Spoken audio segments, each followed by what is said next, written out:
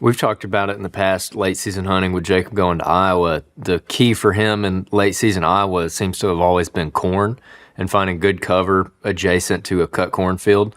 And that's where the deer would always be.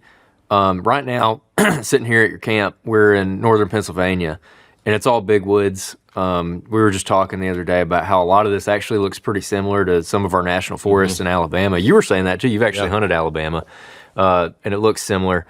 I'm really curious about what the food sources look like in this area. So I know maybe leftover mast crop, like oak flats that just either never got eaten or the deer got pushed off of it before they could eat up all the acorns. But what about any other food sources, or is that really it? No, so in this areas, I haven't seen many areas like this. Maybe Alabama a little bit. My area doesn't have any oak trees here.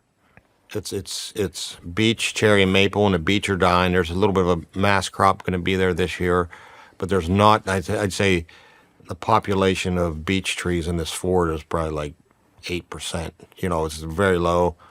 And most years I don't have a mast crop. Cherries are a big thing, believe it or not, wild black cherries up here. And I find these mature bucks, like in September, if there's a good crop of cherries, they'll leave the browse in September to go to these cherries, and they'll come back to it in January, and the seeds will be all around the ground. And you'll find, I don't live here, but I do enough shed hunting here. I live 2 hours south, but some friends in that, they find them bigger deer in the open woods around big cherry trees. And the one deer I was after this year, I actually was following his track in February, waiting for his horns to fall. And he was a little bit of beech brush that he was bedding in. He walked right down the cherry trees, and he was looking around, with the snow on the ground. So that's a big thing. But also things that we see here is dewberry. It's like a crawling vine-type berry that's green almost all year. And tea berry, which is this little green, kind of looks like clover, a little bit the leaf, but just like a crawling type thing, and has red berries. So I've seen deer in this area feed on them all season.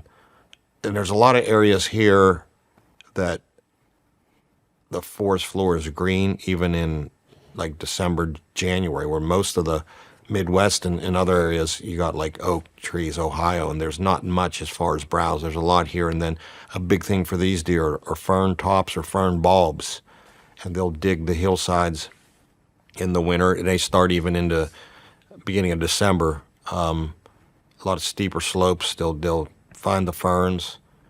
Not all patches of ferns. I don't know if it's maybe the soil also that helps them, but there'll be certain areas now that when I'm shed hunting, I'm going to find these, what we call diggings, where they dig the whole, it'll be dirt on the whole hillside, the roots of the ferns and that. So there's some people say that if you're deer eating ferns, it's not good for a forage, not good for, deer, but I don't know. We got some pretty healthy deer, but this area is unique. That we do have that, and I feel like being here for a while, I kind of know the areas where they're going to be feeding in the winter, and it's not always a south slope. These bucks don't mind. A buck don't mind a foot of snow, like that's nothing to him. But in the Midwest, or parts of Ohio, and that it's pretty much acorns, But here it's even some browse. You can see freshly browsed tops, even some cuts. That especially if you have a crust on the ground where they're not digging, they're gonna, or maple, even hemlocks. Not so much here. They'll eat the hemlock boughs, the tips of them. But mainly it's digging for ferns and stuff like that.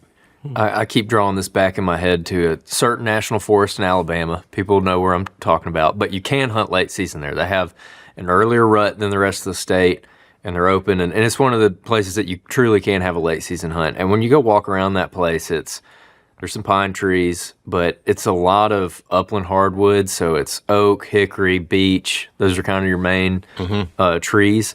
And last year we had a pretty terrible mast crop A lot of the oaks just didn't make, and we had a bad drought, and that kind of wiped out whatever oaks did make a mass crop that year. And so late season, and the beech trees didn't make or anything like that. So I was wondering about native browse or like maybe woody browse or whatever. A big one down in the southeast is jasmine and honeysuckle. They stay green all year, and Yeah. we've actually talked to guys who will target those specifically in January. Yeah. So one thing I'm curious about, again, drawing it back to that national forest that I'm talking about, I've been in there before, and you'll find like a sapling thicket that has, I'm assuming, woody browse in it that the deer are going to eat, and it'll have a little bit of like greenbrier or jasmine in it, like viney kind of green plants that the deer like to eat. But when I think about that for late season, I'm just thinking like, man, it would be really tough to walk in there and scout that and not pressure those deer and not bump those deer. So how are you scouting those food sources where, at least in Alabama, where you have that browse is also the bedding, or it's very, very, very close to the bedding? Yeah, they try to get everything so they're not expending their energy. But usually I would have a camera. I'm already looking forward. So November, I'm out hunting, whether it's a gun or whatever. I'm always looking forward to my late season hunt to where I'm going to try to get cameras where there's food. So I'll have some type of intel, to when I get there in January, I can pull a camera. So in a lot of those cameras, I'll get to a spot, another state, and I'll go out. I don't use many cell cameras. To me, it's just cheating, For me. Yeah. I'll use like one a state. I just don't. I'm just looking for a challenge. Like, I've been doing this for 30 years. I want the challenge. I don't want to see it. So I'm not putting them down. Everybody's in their own level of hunting. And it's a great learning tool. But I'll get to a piece of public and I'll go in at dark. A lot of them at night and grab those cameras and be like, hey, they're here feeding midday and that, and I feel like the nighttime pressure on a deer does not affect them at all.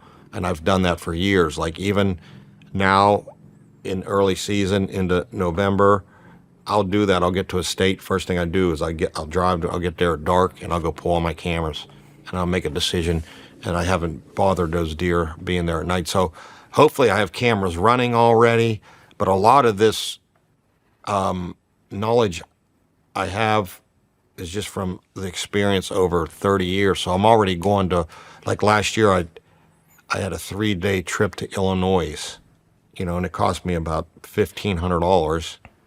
But I had 3 days to hunt, and the snow was down for 5 days. And I've been thinking about a spot that I found the previous season in the snow, and it was just littered with big buck tracks. So I spent $1,500 for a 3-day trip out there.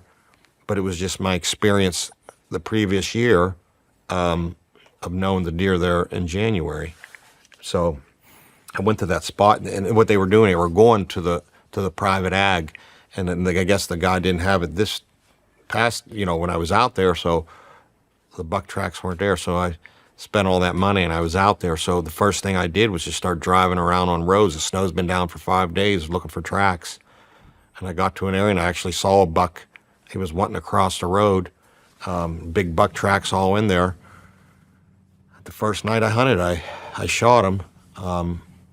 He ducked the arrow. I hit him high. It wasn't lethal, but mainly experience from the previous seasons, all the different states I've hunted and stuff like that, or cameras. It gives me a starting point.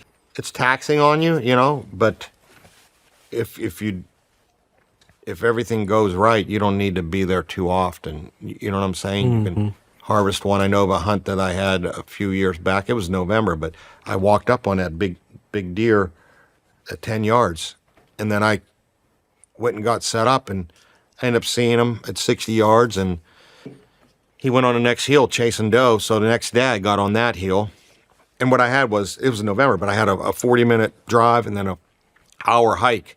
So I'm getting up at like 2, 3 in the morning, and it's wearing on me. By the third day, I got into the gray light, and I was on that other hill because that's where that buck was chasing him doe. But the last 200 yards on that, I went up the point. There wasn't many leaves. And the last 200 yards on that ridge, I took my grunt call and sounded like a buck, heel-toe. And I got to my tree. My stand was there. I'm like, dude, that sounded like, I told myself, like, that was legit. That sounds good. Hey, 10 minutes, here come a hot doe coming right up to me, drug 2 bucks with her, like 2 130s. And she was looking for that big deer. She looked right at my tree for like 20 minutes, like expecting to see that big deer, you know? So, yeah, you can ruin a lot real fast by not knowing. And I talk about, when I talk about bucks in general, man, they want to know where the hunting pressure is. They want to, they know, like KNOW is the word. They know where the hunting pressure, they know where the food, they know where the does, they know how to, like, you have to do that yourself when you're chasing them. You need to know where they're at. You need to know how to get in the woods. You need to know everything, man. And to be successful often, man, these deer are fighting for their lives, really, you know?